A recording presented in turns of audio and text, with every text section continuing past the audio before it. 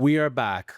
This is episode number 206. I have done this 206 times. Wow. Chosen Life podcast. Jonathan Hacohen, partner, Kormans Law Firm, real estate corporate law, author, Bible 3.0, and generally fun guy, I guess.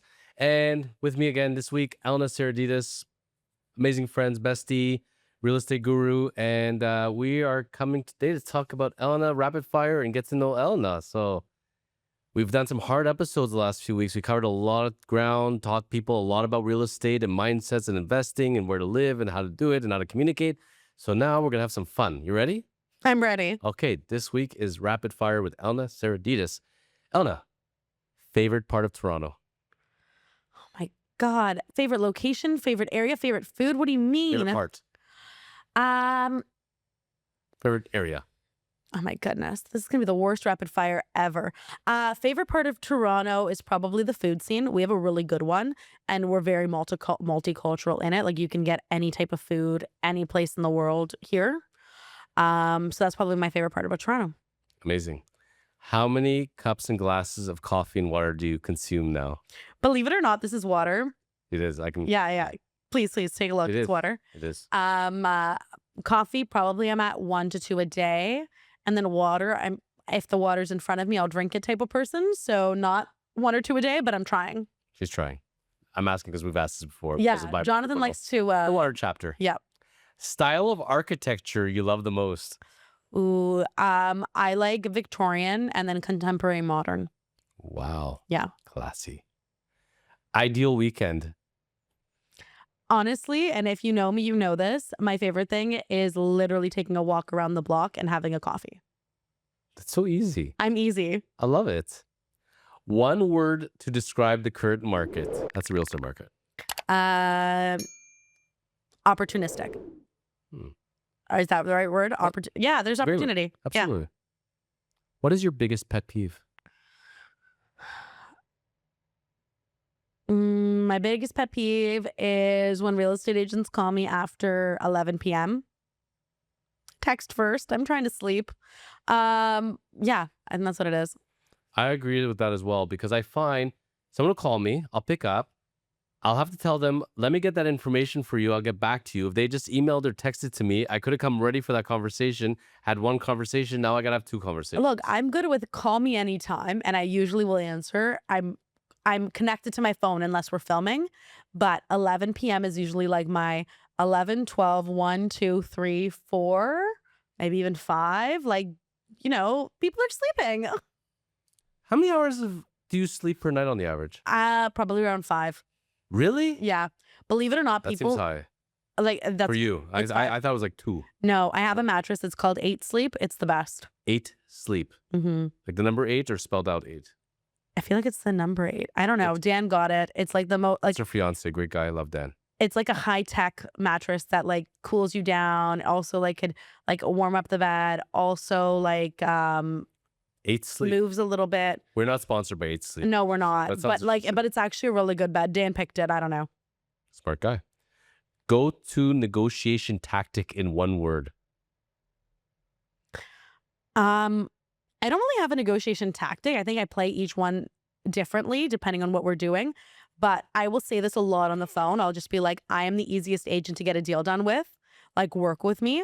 Or like, just keep signing it back. We're going to get a deal done together. Like, I say that a number, like, if you ask my team, I probably say it like 18 times a day. Anyone calls me, I'm like, bring me something. I will work with you. Keep signing it back. We're going to get a deal done. I'm the easiest agent to get a deal done with. And like, just bring me an offer. Can I make you laugh? Go for it. When is the last time you've been in a setting where the sellers are sitting with the realtor, accepting offers, and the buying realtor comes to present the offer in front of the selling realtor and the sellers? Does that ever happen? Not for me. I got in right after that stopped.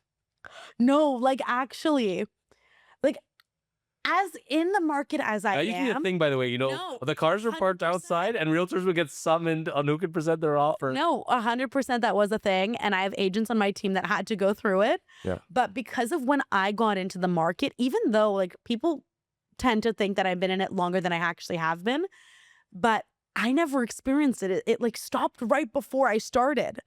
You had like buyers pacing on the Yeah, sidewalk. I didn't get any of that. The realtor would come back. They'd be huddling. They don't want anybody to hear it. It's like in baseball when they cover, so they don't want the camera to cover to see their mouth moving. It was hilarious. So that's dead, eh? It's gone. No. One person asked me to do it once. Who was the seller or Selling agent. yeah? There was another offer in play. The agent was a Royal LePage agent, and I mentioned this only because I was at a Royal LePage conference, and I was telling him, I'm currently in Calgary. It was Calgary at the time. Yes. I'm currently in Calgary. I'm flying back today. I will not make it to your offer presentation night in person. It's not gonna happen. But if you were He was here, like- would you have done it if you were here? 100%. I would have went. Yeah. But I called him and I'm like, I don't know what to tell you. You know where I am. I'm like, I'm not making up a game. Like, my client wants the house. We're going to buy this house. Like, you and I are going to do a deal together. That's literally what I told him. Like, don't forget the rest. You don't have to do this in person. And offer night ended up coming. We were one of only two. We're one of two. Yeah. And the second person also didn't go in person. And we ended up with a house. I got off of the plane with my luggage, went to the property, showed it to my client one more time in person, and then we submitted the acceptance. I read about a country where the way negotiations work is you meet in the real estate boardroom, and it's the buyer, the buyer's agent, the seller, and the seller's agent, and they hammer out the deal in the boardroom. How much fun would that be? I don't know. I think people That'd be wild, eh? People also get very emotional during the process. They take it Like, very personally. And right? It's not personal, it's business. But any side you'd be on, you'd be playing the same game. If you were the buying side, you're gonna lowball. You are. Yeah. And if you're the selling side, you're gonna get offended. Yeah. But like, try not to get offended and keep signing back. There's a deal there. I've had people get offended when I'm trying to buy something. I said, I'm sorry taking my money offends you. And you know what? They still end up taking it. They say, oh, I'll begrudgingly take this, but I'm offended. Yeah. When you come up with a price, it's really, most of the time, it's very arbitrary. This is what the market's saying. This is what it's worth. But you decided this number out of your hat. And if you don't get the number out of your hat, that's offensive. That doesn't work for me. And look, I don't believe in being offended by offers. I think you try and work them. And even the lowest of numbers could come to a number that you would actually accept. They're just testing the market. So don't get offended. Keep signing back. You don't know when a deal could have been could have happened. Oh. Like the other day, and I'm sure some agents are not very happy right now with me. There's 5 listings available in a building. There's 5 of them. My client doesn't care which one they get, but they want the best price. If there's 5 of you and 1 buyer, who has the upper hand? The buyer. It's also a buyer's market. Agent number 1 told us they are offended. No. Agent number 2 told us, we don't like one of your clauses. Agent number 3 said, I'll keep signing back. Who got the deal done? Agent 3. Who was upset that we didn't work with them? But you didn't, yeah. But you didn't work with us. Goes both ways. There is a deal to be made. And I tell everyone that there is a deal in every negotiation. Work the deal. But work the deal. If we get all the way to the finish line and it's a no, then you know for sure it's a no. But if we don't make it there, you never know if there was a deal. Yep. Last book you read? I haven't read it. I don't know the last book I've read. Bible 3.0? I'm going to be honest. I've read chapters, the chapters that Jonathan sent me that were directed to me about drinking water. They were random chapters that the publisher gave everybody. But sure. Are you an early bird or a night owl? I'm kind of both. So I prefer to be an early bird. I get a lot more done before everyone wakes up. And my day is more productive when I wake up early and have a whole day basically before the world wakes up. But I end up staying up late because offer negotiation goes late usually. I think that's why we're such close friends, because we both do the same thing. So I get energy out of negotiating a deal. Like, it brings energy out of me. So I can be jumping up and off the walls at 11 p.m. because I'm pacing back and forth in the house and negotiating a deal. And I could be dead tired. Like, the deal is done and I've passed out. Favorite social media platform for real estate? Are you on Instagram, TikTok? What's your go-to? Okay. And this is, if you don't know me now, you know. TikTok, I don't even know my password for. My team runs my TikTok. I don't know. I don't even know how to reach it. I was told a video went viral on it. They had to show me. I don't know how to use it. And it's also a platform that I don't want to say cared to learn, but I don't want to be doom scrolling all the time. I doom scroll enough on Instagram. That's probably my social media of choice, but real estate based, I wouldn't say so.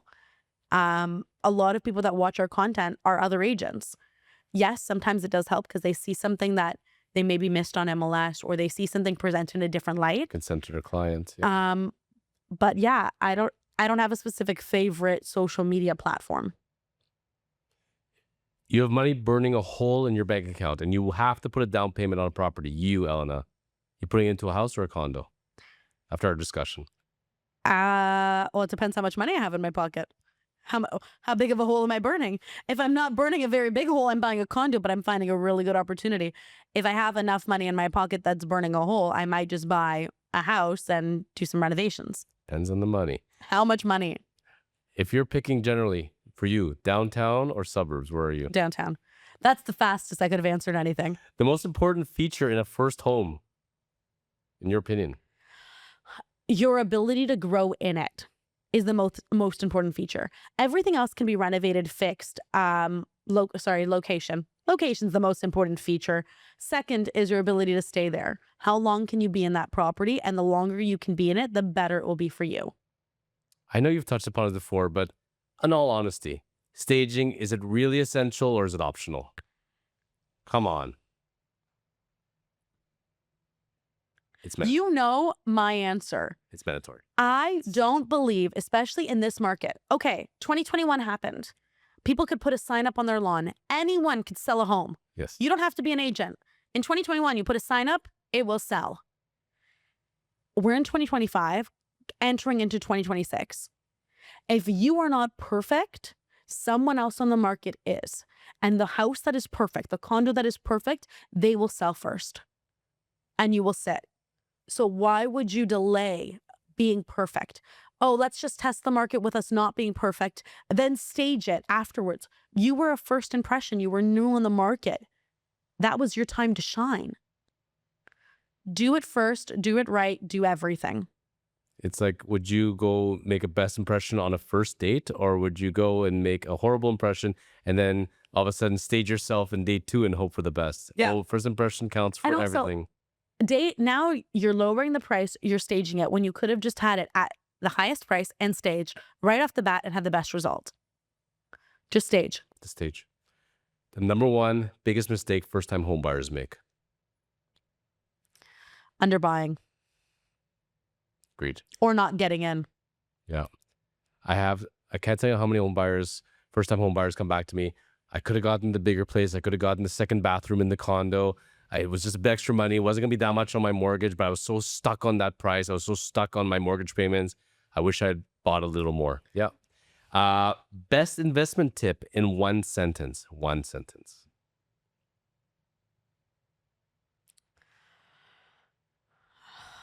It's tough, eh? Location and price point. That's it. Figure it out. Love it.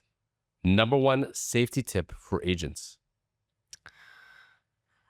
That's a good one. I don't have a number one safety tip, but you should meet people that are brand new in a public place or at your office first. Don't meet people at random properties as your first meeting. And like, if you are on a team or you have a friend or your family, have location sharing on. Like, we show homes to strangers for a living. Like, our friends, our family, someone needs to know where you are. Next one. This is important. Oh, also, stay closest to the door. Like when you're doing a tour of a condo or of a house or anything, let the client go in first. You stay closer to the door. Cash flow or appreciation? I'm an appreciation guy. That's another it depends moment. Mhm. I ask clients that all the time though. Mhm. And like, what matters more to you? Do you care more about cash flow or do you care more about appreciation? It's nice to have both. And everyone says, I want both. But I go, in a perfect world, what matters more? Because you'll have something that will give you more of a cash flow and you'll have something that will give you more of an appreciation. Which one matters? So I don't have a preference at this point. What I would say though Better have is one of them. one of them better be there. Because I'm not looking to sell anything in the interim Mhm. and long term, I believe in holding real estate. Appreciation, it matters, but like how much they rent for, how much they cash flow matters a little bit more to me personally. It could be different from everyone else. It actually alarms me how many real estate investors come to me as a lawyer, talk to me about their goals and talk to me about their process. And it's so fixated on cash flow, and there's no room for thinking about appreciation whatsoever. And it's like you have to run all the numbers. It has to make sense from a totality standpoint and not just on one little axiom of it. So think about both in real estate investors. Two more questions. Elena Saradidis, pre-construction or resale? Right now, I'm going to say resale. It is cheaper. There's opportunity. You can get into buildings that you couldn't have gotten into at this price. I would be looking strongly at resale. But when you do look at pre-construction, if you're looking at pre-construction, there is tons of incentives. Developers want to sell inventory right now. So pre-construction buying with incentives from developers or picking up those amazing deals on assignments? Resale. No, Resale. I'm not even doing that. just No. resale. Still resale. Resale. Resale. Look, assignment sales, you got to remember with assignment sales, the original purchaser is on the hook for the balance. If they don't have the money, do you have the money? Can we afford to close this deal? Like, we don't know. So Resale. in this market, resale.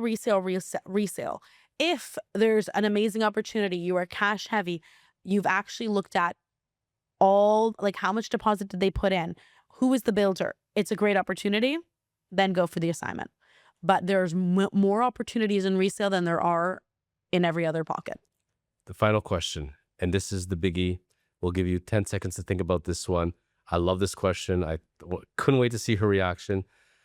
Elena Saradidis, for your final interview question of the week. What is the best building in Toronto right now? What is the best? That's not fun. What is the best? What is your favorite? What is the most exciting? What building pops into your mind when we said that? Oh my God, 100 buildings pop into my mind. But what's the first one that pops in? Okay, I'm only saying this because we talked about it today. I like 10 Morrison as a building. Yeah. I think it's super cute. It's a boutique building. It's in a prime location. All the units are a little bit more unique. They're loft style. I like it.